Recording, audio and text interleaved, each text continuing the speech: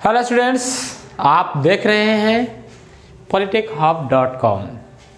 आज कुछ दिन बहुत अच्छा है, मौसम बहुत अच्छा है। उम्मीद है कि आप लोग अच्छे होंगे और यहाँ आए हो पढ़ने के लिए, तो अच्छी बात है, पढ़ाई करो। ठीक है, तो this is S Thakur me and today we will deal with the unit 4 of irrigation engineering, which is nothing but investigation and reservoir planning। Right students, इस यूनिट में हम चाहेंगे तो आपको सारा का सारा कंसेप्ट यहीं पर क्लियर कर देंगे और कुछ पढ़ाई नहीं करेंगे आगे, और यहीं पर सारा कंसेप्ट क्लियर होगा। देखो बच्चों, क्या लिखा हुआ है? Investigation and reservoir planning. सबसे पहले जानो इसका मीनिंग क्या है। ये जो इन्वेस्टिगेशन दिख रहा है, इसका मीनिंग क्या है ये जानो। इन्वेस्टिगेशन कहने का मतलब होता है जांच पड़ताल। क्या होता है? जांच पड़ताल। Something operative mind. क्या? ऑपरेटिव माइंड, उसको बोलते हैं हम लोग इन्वेस्टिगेशन, है ना। क्या? इन्वेस्टिगेशन। ठीक है, तो स्टूडेंट्स इन्वेस्टिगेशन कैसा होगा रिजर्वायर में? रिजर्वायर बोले तो रिजर्वायर कहने का मतलब होता है कोई टंकी। ठीक है, और प्लानिंग कहने का मतलब वो चीज़ है जो कि कोई भी सीक्वेंशियल ऑपरेशन को बताएगा। तो स्टूडेंट्स, प्लानिंग कहने का मतलब होता है क्या? Sequential operation. मैंने आपको बताया। सीक्वेंशियल ऑपरेशन कहने का मतलब होता है कि कौन चीज़ पहले होना चाहिए, कौन चीज़ बाद में होना चाहिए। चीज़ बोले तो कौन ऑपरेशन पहले होना चाहिए और कौन ऑपरेशन बाद में होना चाहिए। ठीक है, this is the meaning of planning. ठीक है, तो अब ये देखो, इन्वेस्टिगेशन एंड रिजर्वायर प्लानिंग में मैंने बताया इन्वेस्टिगेशन का मतलब जांच पड़ताल, रिजर्वायर का मतलब है ना ये क्या है? रिजर्वायर का मतलब होता है टंकी, और प्लानिंग का मतलब क्या होता है? Sequential operation. इन सारी चीज़ों का मोटी मोटी बात हम निकालते हैं, और वो क्या है देखिए स्टूडेंट्स। इसका मतलब ये है कि जो हम लोग रिजर्वायर बनाएंगे या फिर किसी प्रकार का कोई भी इरिगेशन स्ट्रक्चर बनाएंगे, तो उसके लिए कैसा प्लानिंग सिस्टम होगा, उसको बनाने के लिए कौन कौन से सीक्वेंशियल ऑपरेशंस होंगे। आप लोग सर्वेइंग खूब पढ़ते हो और पढ़े भी हो सेमेस्टर 3 में, सेमेस्टर 4 में, है ना। तो स्टूडेंट्स, वहाँ पर क्या होता था? वहाँ पर हम लोग क्या करते थे? जानते थे कि सर्वेइंग क्या है, और उस सर्वेइंग का जो एप्लीकेशन एरिया क्या है, यही सब होता है। इसीलिए तो हम लोग सर्वेइंग पढ़ते हैं। कैसे हम लोग फील्ड को मापेंगे, मेजर करेंगे, वो चीज़ें। ठीक है, तो स्टूडेंट्स पहले हम लोग समझ लेते हैं, ये समझ लिए कि इन्वेस्टिगेशन एंड रिजर्वायर प्लानिंग में हम लोग करना क्या है। हम लोग जानना है कि भाई कौन कौन से सर्वेइंग सिस्टम होंगे जो इसमें एप्लीकेबल होंगे, मतलब कि प्लानिंग करने के क्या क्या कौन कौन से स्टेप्स होंगे, पहली बात। और दूसरी बात जानेंगे कि जो प्लानिंग होता है उसमें बहुत सारा लेवल हम लोग फिक्स करेंगे, है ना। तो डिफरेंट टाइप्स के लेवल को फिक्स करेंगे। इसके अलावा इस यूनिट में एक चीज़ और जानेंगे कि सिल्टिंग ऑफ रिजर्वायर क्या होता है। सिल्टिंग ऑफ रिजर्वायर के बारे में हम लोग भी जानेंगे। ठीक है, तो है ना, धैर्य बनाए रखो, है ना, तो कुछ ज़्यादा मिलेगा नहीं। चलिए, तो आते हैं स्टूडेंट्स। देखिए, ये है नोट्स, और इस नोट्स की मदद से मैं आपको इन्फॉर्मेशन दे रहा हूँ। ठीक है, यूनिट नंबर जो 4 का नोट्स है इन्वेस्टिगेशन एंड रिजर्वायर प्लानिंग का, ठीक है, उसमें मैंने अभी बताया जैसे कि जो सर्वेइंग कैसा रिक्वायर्ड होगा रिजर्वायर करने के लिए, रिजर्वायर को बनाने के लिए। ठीक है, तो स्टूडेंट्स, आप जानते हैं कि कोई भी वर्क होता है, कोई भी स्ट्रक्चर बनानी है, कोई भी स्ट्रक्चर प्रपोज्ड है, तो उसके लिए पहला काम किया जाता है रिकग्नाइजेंस का, है ना। क्या करते हैं हम लोग? रिकग्नाइजेंस करते हैं उसका। रिकग्नाइजेंस करने का मतलब होता है, बताता हूँ मैं क्या होता है। उसके बाद हम क्या करते हैं? हम लोग प्रिलिमिनरी इन्वेस्टिगेशन करते हैं। उसके बाद हम लोग डिटेल्ड इन्वेस्टिगेशन करते हैं। देखिए, 3 सीक्वेंशियल ऑपरेशंस है। जो मेरा रिकग्नाइजेंस होता है उसमें हम लोग किसी प्रकार का कोई भी हाई एडवांस्ड डिवाइस का उपयोग नहीं करते हैं। टीम जो होती है, मेरा टेक्निकल टीम बोले तो जो मान चलिए डैम का स्ट्रक्चर जो है, डैम का उसको बनाना है, तो उसका जो साइट होगा, साइट को इन्वेस्टिगेशन करने के लिए एक टीम आएगी, जिसको हम लोग बोलेंगे क्या? एक प्रकार का टीम है वो, जो कि साइट को देखने आया है। तो साइट से रिलेटेड जो कि रफ एंड टफ आइडिया होगा about the topography of the sites, about any types of system of the sites related with the planning of the reservoir और डैम, वो कलेक्ट करेगा जो टीम आएगा उसको, ठीक है। तो इसमें जो टीम आएगी वो टीम चाहेगी कि हम लोग ज़्यादा से ज़्यादा इंस्ट्रूमेंट का इस्तेमाल ना करें, मतलब कि जो भी प्रैक्टिकल इंस्ट्रूमेंट है जैसे कि आपका थियोडोलाइट हो गया, ये सब बड़ा बड़ा इंस्ट्रूमेंट होता है नहीं, तो ये सब चीज़ का उपयोग नहीं करेगा, लेकिन छोटे चीज़ें जैसे कंपास वगैरह का उपयोग कर सकता है वो लोग for the purpose of fixing the different types of directions. तो इसको हम लोग बोलेंगे रिकॉग्नाइजेंस।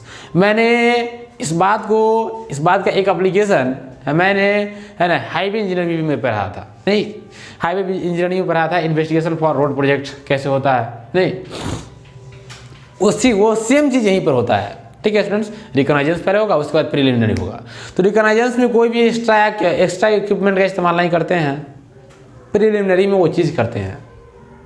प्रिलिमिनरी सर्वे में क्या करते हैं है ना, डिफरेंट है ना एडवांस्ड सिस्टम का उपयोग करेंगे, और उसके बाद डिटेल इन्वेस्टिगेशन होता है जिसमें हम लोग क्या करते हैं बच्चे, हम लोग उसका जो डाटा मिलता है उस सभी डाटा को डिटेल में स्टडी करते हैं और उससे एक कंक्लूजन निकालते हैं। तो ये रिजर्वायर को प्लान करने का 3 टाइपिकल स्टेजेस है जो कि आपके दिमाग में बैठ जाना जरूरी है। ये है इसकी फीलिंग, ठीक है स्टूडेंट्स। अब बात ये है इसमें कि ये जो है अगर आपको है ना, मुझे आशा है कि आपको दिख रहा है। चलिए तो स्टूडेंट्स क्या है, तो सर्वे जो करते हैं पहला क्या होता है स्टूडेंट्स, पहला सर्वे के बारे में मैंने बताया कि रिकॉग्नाइजेंस होता है, इसमें किसी प्रकार का स्पेशल इक्विपमेंट का इस्तेमाल नहीं करते हैं। दूसरा होता है प्रिलिमिनरी और फिजिबिलिटी इन्वेस्टिगेशन। क्या होता है इसको, इसका एक और नाम दिया गया है फिजिबिलिटी इन्वेस्टिगेशन प्रिलिमिनरी को, और तीसरा है डिटेल्ड एंड प्रिसाइज इन्वेस्टिगेशन। क्या, detailed and precise investigation. These are the 3 various steps regarding the planning of various projects related with irrigation और any types of engineering structures, ठीक है स्टूडेंट्स। तो रिकॉग्नाइजेंस में क्या होगा स्टूडेंट्स, मैं इसको पढ़ देता हूँ, आप लोग लिख लीजिएगा। बातें मैं समझा चुका हूँ, क्या इसमें किसी प्रकार का कोई भी इक्विपमेंट का इस्तेमाल नहीं करेंगे, ठीक है। और साइड का रफ एंड टफ आइडिया लेंगे about the topography, about the direction, about the climatic condition, ठीक है। चलिए, when it is decided to construct an irrigation project then investigation is required for selection of site. Selection of site के लिए investigation की जरूरत पड़ती है। Then a rough type of survey is done which is known as the reconnaissance. मैंने बताया आपको, in reconnaissance the survey work is carried out physically without use of any precise surveying instrument, है ना। अब एक्सपीरियंस क्या है, the reconnaissance provides much information about the selection criteria for sites. Site के about अच्छा सा इन्फॉर्मेशन प्रोवाइड करेगा ये रिकॉग्नाइजेंस। तो स्टूडेंट्स मैंने आपको इसके बारे में बता चुका हूँ जो भी है। नेक्स्ट जो स्टूडेंट्स है वो क्या, वो है प्रिलिमिनरी इन्वेस्टिगेशन। इसमें क्या होता है, इंस्ट्रूमेंट का इस्तेमाल हम लोग करते हैं, ठीक है स्टूडेंट्स।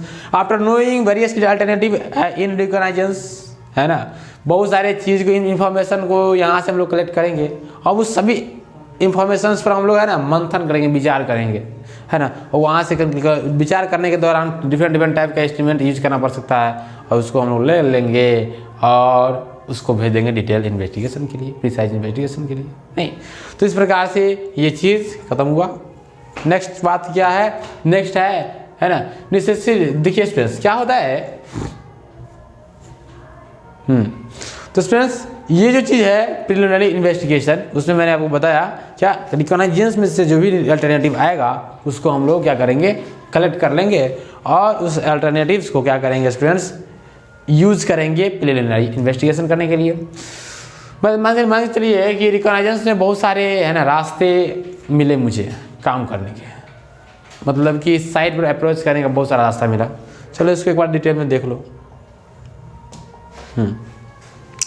देखो स्टूडेंट्स ये मेरा साइट ऑफ वर्क है, यहाँ देखो ये साइट ऑफ वर्क है, this is nothing but this is any site of work, और ये साइट ऑफ वर्क है। और मान लेते हैं कि यहाँ से आपका सड़क है, ये कोई है ना रिमोट एरिया है, ये कोई है ना फील्ड वगैरह है जहाँ पर जनरली आपको काम करना है इरिगेशन इंजीनियरिंग की दुनिया में, FIELD, right. This is site of work, है ना, साइट ऑफ वर्क, है ना, वर्क का साइट है। तो स्टूडेंट्स देखिए इसमें क्या होता है कि ये जो चीज़ है, ये पूरा जो सिस्टम आपको दिख रहा है सर्किल वाला सिस्टम, इसमें क्या होगा, काम आपको करवाना है। मान चलिए आपका रोड है, दिस इज एनी हाईवे, और जो कि ऐसे घूम के जा रही है, ऐसे जा रही है घूम के। देखिए स्टूडेंट्स, अब इस साइड पर हमको पहुंचना है। मान चलिए इस साइड के लिए अप्रोच क्या होगा हम देखना चाहते हैं। तो कोई जो रिकॉग्नाइजेंस करने आएगा वो व्यक्ति देखेगा कि हो सकता है कि ये रूट हो जाए। मैं चेंज कर देता हूँ ताकि आपको ज़्यादा समझ में आएगा। कोई व्यक्ति क्या कर सकता है कि ये रूट बना सकता है कि नहीं बना सकता है? बना सकता है बिल्कुल। कोई व्यक्ति यहाँ से बना दिया ये रूट यहाँ से यहाँ इस साइड पर जाने के लिए। कोई व्यक्ति यहाँ से बना दिया ये रूट यहाँ से साइड पर जाने के लिए। कोई व्यक्ति यहाँ से यहाँ पर साइड पर जाने बना दिया। 1 नंबर, 2 नंबर, 3 नंबर और ये हो गया कितना?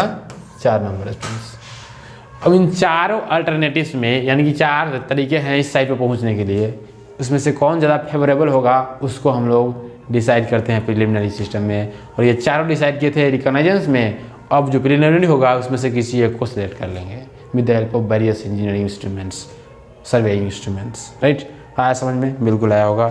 ये बात मैं बार बार बता चुका हूँ हाईवे इंजीनियरिंग की दुनिया में भी। ठीक है, चलिए। तो स्टूडेंट्स आपको समझ में आया होगा ये प्रिलिमिनरी इन्वेस्टिगेशन क्या होता है। अब ये स्टूडेंट्स ये प्रिलिमिनरी इन्वेस्टिगेशन होता है। In preliminary investigation light consideration is of each alternative is done by the further given consideration. जो जितने भी अल्टरनेटिव्स है उस सब के बारे में लाइट कंसिडरेशन करते हैं, मतलब कि हल्का हल्का कंसिडरेशन करते हैं, है ना।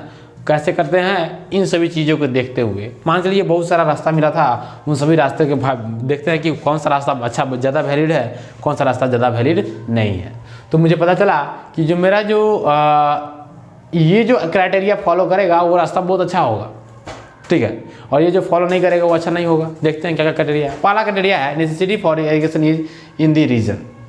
पहला क्राइटेरिया है कि उस विशेष क्षेत्र में जहाँ पर आप काम करना चाह रहे हैं वहाँ पर, है ना, इरिगेशन की क्या आवश्यकता है। ठीक है, जहाँ पर आप जहाँ पर आप डैम बनाना चाहते हैं वहाँ पर क्या इरिगेशन की वास्तव में आवश्यकता है, क्या पानी पटाने की ज़रूरत है। तो पहला चीज़। दूसरी बात, availability of adequate water supply. क्या अगर जहाँ आप जिस नदी के ऊपर आप डैम बना रहे थे, क्योंकि नदी के ऊपर डैम बनता है, वो नदी हमेशा उसमें पानी भरी रहती है या नहीं रहती है। तो इन सभी चीज़ों को आपको देखना पड़ेगा। आप मानते हैं नदी में डैम बना दिए, नदी में पानी या नहीं है, तो डैम बनाने को फायदा, कोई फायदा नहीं। इस प्रकार से साइट ऐसा होना चाहिए जहाँ पर पानी एनी टाइम मिले, means the river should be perennial. क्या? पेरेनियल रिवर होना चाहिए। नहीं तो आज समझ में क्या। थर्ड है टोपोग्राफी ऑफ द एरिया, कि हम लोग ये भी देखते हैं कि जो एरिया है उसका टोपोग्राफी कैसा है, क्या वो मेरा जो स्ट्रक्चर है उसको बनाने लायक है कि नहीं है, क्या वो हिली रीजन है, क्या वो प्लेन रीजन है, इस सब चीज़ को हम लोग जरूर देखेंगे। Cultural practice of the region. देखिए स्टूडेंट्स, कल्चरल प्रैक्टिस का मतलब होता है उस रीजन का जो जनरल प्रैक्टिस क्या है।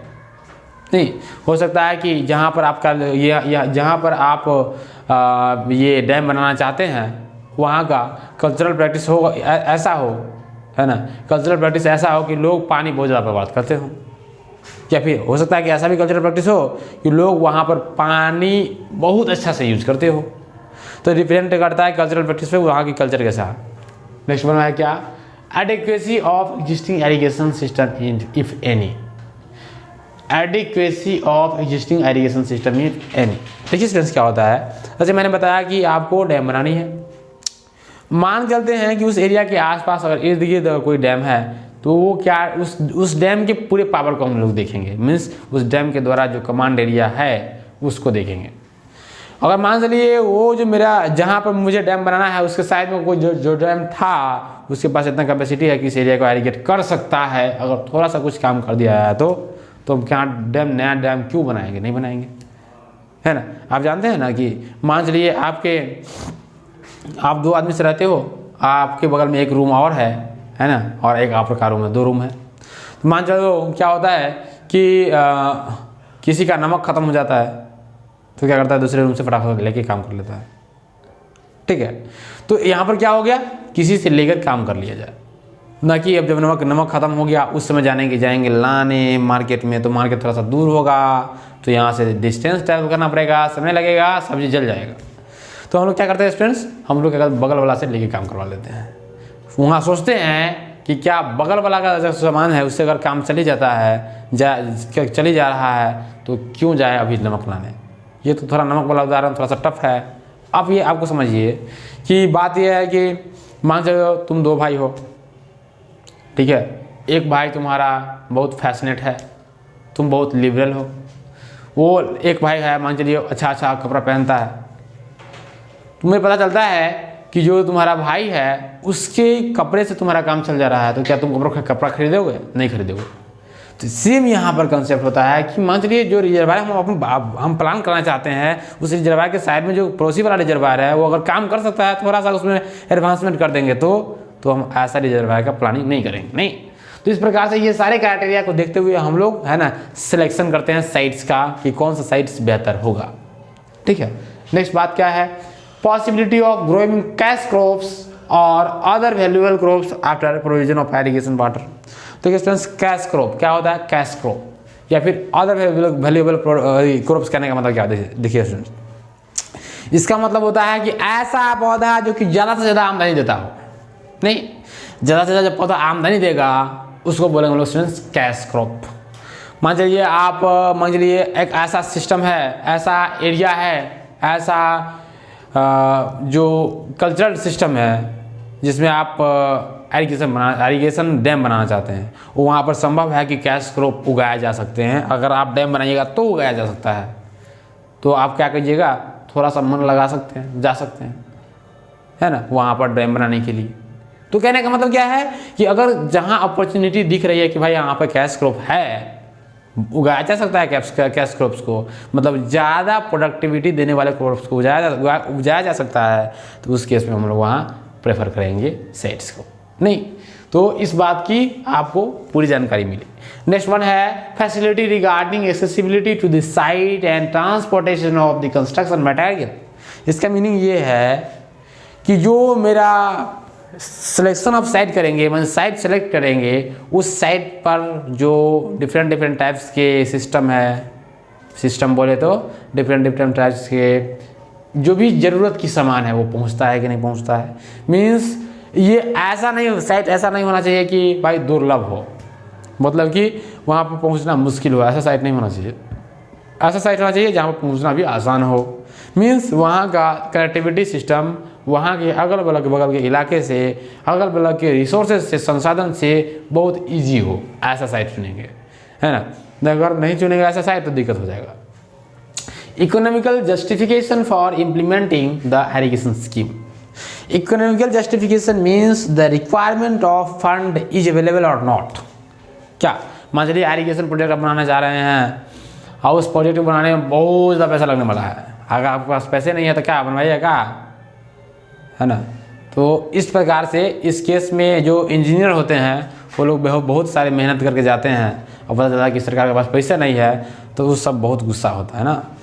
तो इसलिए ज़रूरी है कि जो सिस्टम है, अगर इरिगेशन प्रोजेक्ट आपको डिजाइन करना है तो आप लोग जान जाइए कि उस इरिगेशन प्रोजेक्ट का फ़ायदा और उस इरिगेशन प्रोजेक्ट के में जो खर्च होगा वो स्पेंडेबल है या फिर नहीं, ठीक है। तो ये क्या है, इकोनॉमिकल जस्टिफिकेशन हम लोग करना चाहते हैं। मान चलिए 500 करोड़ रुपया लगने वाला है, सरकार कहता है कि नहीं देंगे, तो क्यों बनाएंगे, वहाँ इरिगेशन प्रोजेक्ट नहीं बनाएंगे, है ना। तो इस प्रकार की बातें होती है। तो इकोनॉमिकल जस्टिफिकेशन भी जरूरी है साइट्स के रिगार्डिंग। तो इन सारे कंसिडरेशंस को करने के बाद हम लोग कोई विशेष टिपिकल साइट्स को कंसिडर करते हैं कि भाई हाँ, अब यहाँ पर ही ये बनेगा, ये यहाँ पर ही अब क्या बनेगा, डैम बनेगा। जैसे कि थोड़ा सा और समझ लो, सिस्टम देखते हैं थोड़ा सा, एक और सिस्टम खोलो। देखो मान लेते हैं ये पूरा एरिया जो है ना, पूरा बिहार को इंडिकेट कर रहा है, ठीक है। बिहार बोले तो बिहार छोड़ दो, दरभंगा को इंडिकेट कर रहा है, मान लेते हैं। अब देखो दरभंगा में बहुत सारे जगह हैं, हो सकता है कि हाँ हमारे दरभंगा में एक जगह ये है, एक जगह ये है, एक जगह ये है, एक जगह ये है, एक जगह ये है, एक जगह ये है। रिकॉग्नाइजेशन सर्वे में पता चला कि इन सारे जगहों पर साइट्स बनाया जा सकता है जहाँ पर डैम बनाया जा सकता है। ये सारे जगह ऐसे हैं जहाँ पर डैम बनाया जा सकता है, रिकॉग्नाइजेशन सर्वे में पता चला, ठीक है। अब जो प्रिलिमिनरी सर्वे होगा वो क्या करेगा, जितने भी अभी शर्त पढ़ा है, लगभग 8-9 शर्त, वो सारे शर्त सब पर लगाएगा और उनमें से सबसे बेस्ट जो ऑप्शन होगा उसको चुनेगा। मान लेते हैं कि ये जो है सबसे बेस्ट ऑप्शन है, तो अब यहीं बनेगा डैम। है ना। तो क्या होगा, डैम यही बनेगा। तो इस प्रकार से रिकॉग्नाइजेंस सर्वे के बाद हम लोग करते हैं जब प्रिलिमिनरी सर्वे, उसका यही एडवांटेजेस है। ठीक है स्टूडेंट्स, आपको समझ में आ गया होगा, बहुत अच्छी बात। अब आते हैं स्टूडेंट्स क्या, detailed and precise system investigation. तो इसमें क्या होगा स्टूडेंट्स, जो हम लोग रिकॉग्नाइजेंस सर्वे में किए थे, उसके बाद प्रिलिमिनरी सर्वे जो हम जिसको हम लोग सेलेक्ट कर देंगे, उस पर हम लोग डिटेल एक्सप्लेनेशन निकालेंगे उसका। इसमें उसका एस्टिमेट तैयार करेंगे, उसका खर्च निकालेंगे पूरा का पूरा, है ना, डिटेल्ड खर्च निकालेंगे नहीं। तो इस प्रकार से डिटेल्ड एंड प्रिसाइज इन्वेस्टिगेशन होता है। तो स्टूडेंट्स ये है किसी भी रिजर्वायर को प्लान करने का 3 वेरियस स्टेप्स। ठीक है स्टूडेंट्स, इसमें हम बता देते हैं इसमें है क्या क्या। After selecting the alternative detailed survey are conducted to decide the following aspects.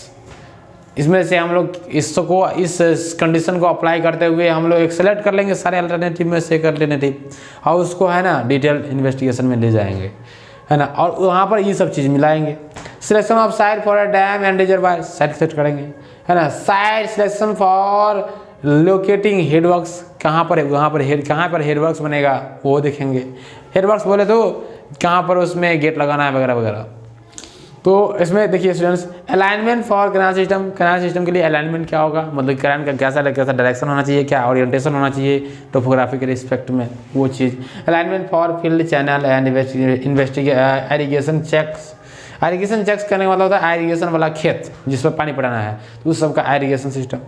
अब देखिए क्या है, for the economical project following types of survey is carried out. Economical project के लिए ये सब सर्वे किए जाते हैं, topographical survey, geological and foundation investigation, construction material survey. ये सर्वे का टाइप है जो कि एक इकोनॉमिकल सिस्टम आपको देगा, एक इकोनॉमिकल क्या देगा स्टूडेंट्स, फॉर एक इकोनॉमिकल प्रोजेक्ट देगा जिसमें आपको कम से कम खर्च होने वाला रहेगा। ठीक है स्टूडेंट्स, तो ये बात आती है ये डिटेल्ड एंड प्रिसाइज इन्वेस्टिगेशन में।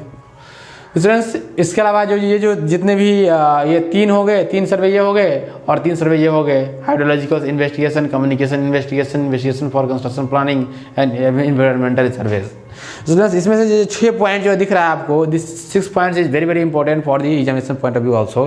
तो स्टूडेंट्स तो आपने जाना कि कैसे हम किसी रिजर्वायर को प्लान करेंगे। ठीक है स्टूडेंट्स, तो नेक्स्ट लेक्चर में हम लोग जानेंगे कि सिल्टिंग एंड डिसल्टिंग क्या है रिजर्वायर का।